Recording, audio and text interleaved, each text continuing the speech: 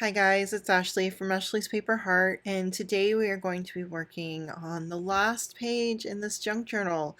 I'm so excited to kind of like finish up with these videos. I had filmed them a little while ago, and I'm finally getting caught up. And soon I will have a full flip through of this junk journal, so be on the lookout for that. So this was actually another spread, I believe, from Junk Journal July, and I think the prompt was texture. Don't quote me on that, but I'm pretty sure it is. Um, oh, and disclaimer before we keep going, I am doing this voiceover against my better judgment in the middle of the day, so there's a good chance you're going to hear my kids in the background screaming.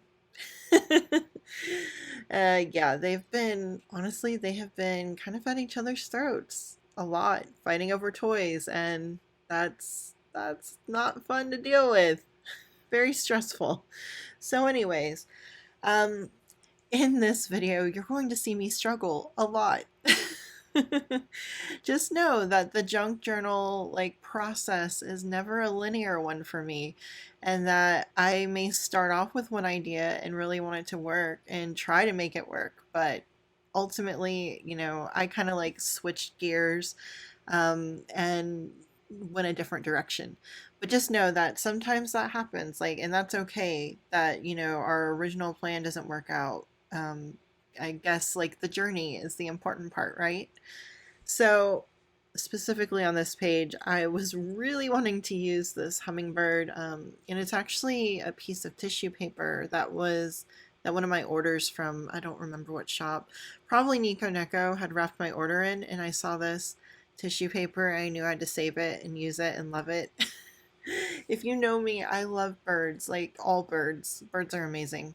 Um, so I just gravitated towards this wrapping paper or this tissue paper, and I have been using it here and there. It's just been kind of challenging to use because the images on it are so big.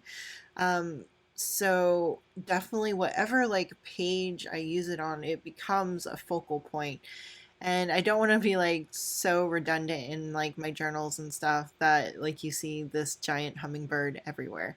So I'm trying to use it sparingly and use it where it makes sense. I have done a few spreads in my Hobonichi where I used it successfully by putting it in the center of the spread between the two pages. So obviously I couldn't do that here because I was only going to be journaling on a single page. The other page had already been completed from another time, so like I said, I tried so hard to get this to work. That was my initial vision.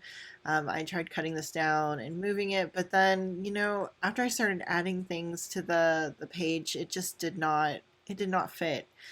And so, eventually I give up and try something different. So recently, I have kind of been in a little bit of a journal funk. Um, I think maybe the last time I was in a real journal funk, it was 3 or 4 months ago. I seem to go ebb and flow into these phases of being super creative, super full of ideas, and then I get to a point where I'm just exhausted by life. And I have trouble sitting down and wanting to create. And that's kind of where I've been at now. Things have been busy and a bit stressful.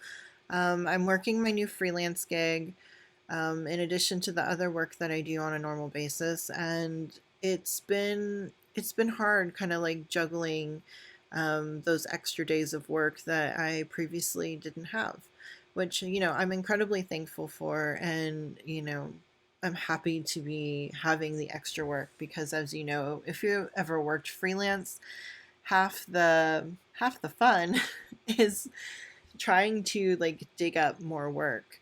So you may work on a project. A lot of projects are short term. You may work on it for 3 or 4 months and then you have nothing. So you're constantly got your ears to the ground looking and listening for more work. And with this contract that I'm working on now, it is long term, and that's fantastic because this one is very much like a supplemental side thing. Um, and it helps and it's nice. So I have no complaints there, but it does exhaust me. And just, working as a creative, professionally, it drains me. Like doing creative for clients and stuff, that kind of like drains a lot of my creative bucket, if you will. So it's really about trying to find the balance. And I've actually heard this from a few other people, that work and, family life, whatever, all our other responsibilities. Some of them are falling into the same, like being too exhausted at the end of the day to really enjoy yourselves and like put creative energy for things that are personal to you. Um, I think that's just like the forever balance that we're all, we as humans, and I think a lot of us, especially as women, try to do. Um, we're kind of expected to do it all. I do all the house stuff, take care of the kids, and then work, and then hopefully you have some time to like, you know, do something for yourself at the end of the day. And I'm not saying that I'm like bogged down 100% of the time, I'm not.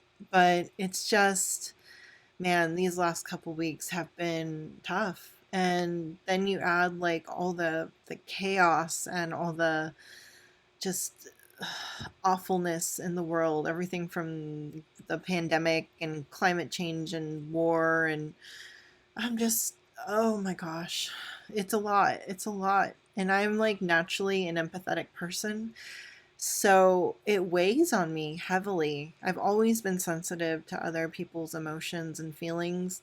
And when I see people suffering, when I hear about people suffering, it can really drag me down, and I have to like find a way to separate myself from all of that so that I can function, because at the end of the day we have to take care of our own mental health and our own selves. um, and I know that was kind of like a big long rant, but I'm gonna like tie this back into this journal page. So when I was working on this, I was definitely in the funk, and nothing was really going 100% the way that I wanted it to. But even though I had to change gears, it did end up working out really well, and I am really happy with how it turned out. Um, so don't be afraid to change gears, and don't be afraid to work when you don't feel like working, because sometimes the motivation isn't going to come. Sometimes you just have to sit down and start creating, and then something magical will happen. So that's my advice to you if you're going through a funk. Hopefully you're not. So that's kind of the end of the video, guys. Sorry if I was a little bit of a downer today, but I want to be real. We all have good days and bad days. So if you like this video, give me a thumbs up. Don't forget to comment and subscribe, and I'll see you next time. Bye.